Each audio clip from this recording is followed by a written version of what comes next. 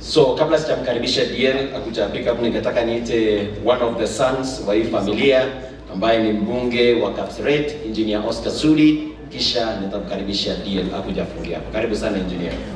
Engineer, karibu sana. Asante sana. Kanisa letu takatifu tukiongozwa na Bishop wetu Ruto, naibu wetu wa rais, viongozi wote walio hapa, wananchi wa Nandi, Olesos, Kiamgei. Bwana Yesu asifiwe. Wala watu kimebadilika, Bwana Yesu asifiwe. Mimi nimekuja hapa kwa sababu mimi ni mmoja wa familia hii. Na najua watu wengi wanashangaa nilisimamisha hapa. Wacha niwapatie history kidogo. Nikiwa miaka 18 nilikuwa nafanya clearing ya magari ya lecturers. Sikio lecturers walikuwa wanapewa duty free. So nikienda nilikuwa natumia kampuni ya Elite. Na hiyo kampuni ilikuwa ni Midway.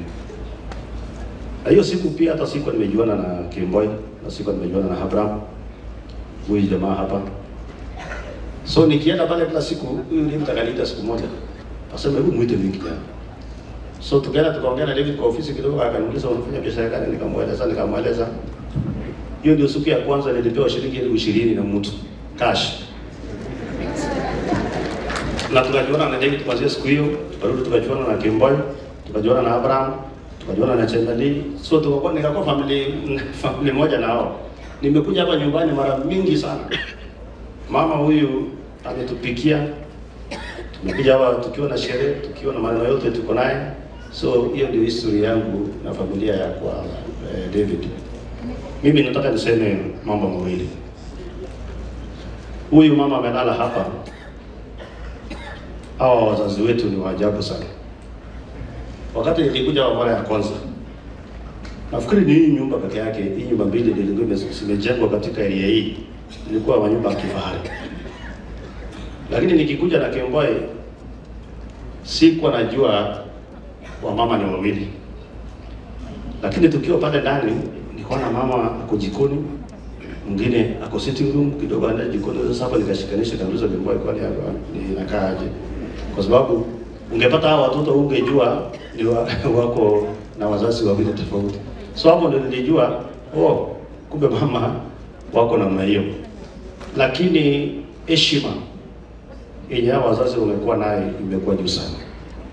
Mzee baba wa DL alikuwa Simba. Unajua unasikia historia yake kutoka pale nyuma. Alikuwa akikuja Eldoret, kitu ya kwanza aenda straight kununua matunda pale Isili. So mara mingi tunakutana naye kwa sababu nilikuwa naishi West Indies. So nikikuja hivi na alikuwa anakuja mapema.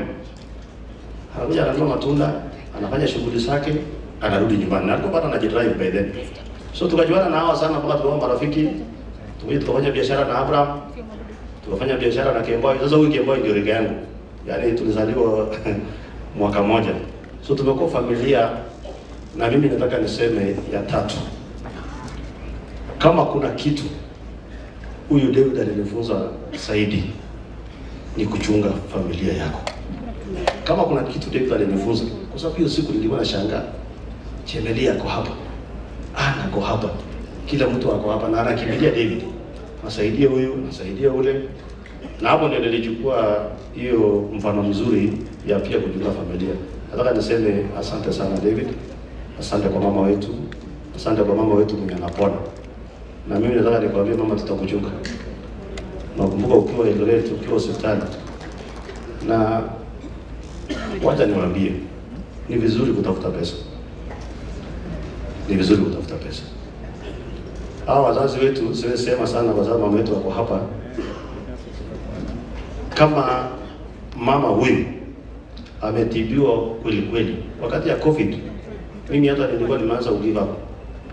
Lakini Mwenyezi Mungu ni mwema.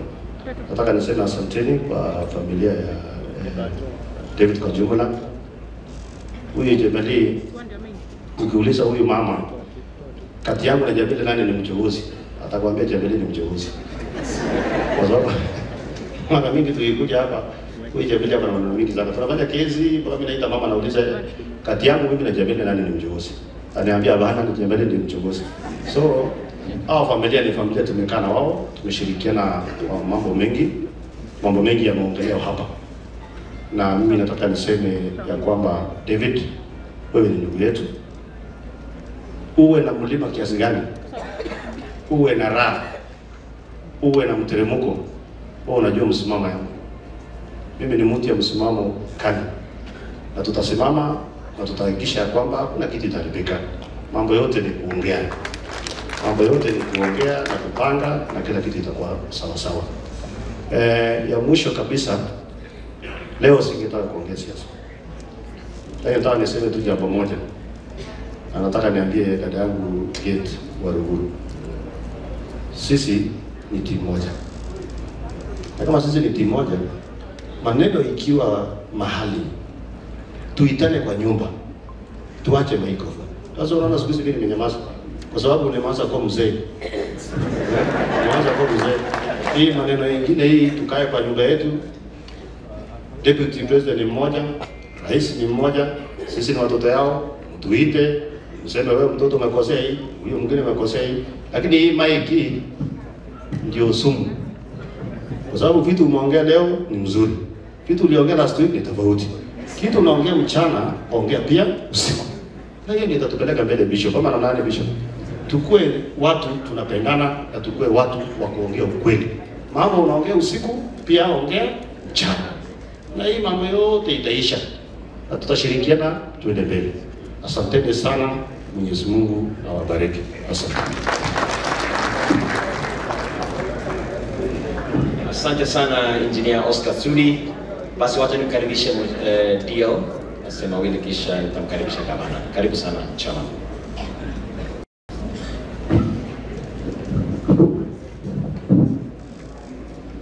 Kitu karibu aseme mheshimiwa. Ningesema tu. Mr. President, on all protocols of SAP, just to be brief, but before that, Giri Bishop uliongea ukasema kuna African woman, na I think I am my African woman. Waja aseme tu chambu, lakini nimesikia sheria leo hii. Asante.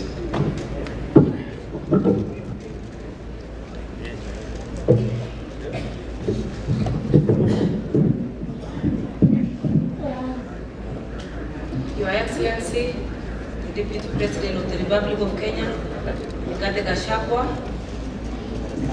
our business president,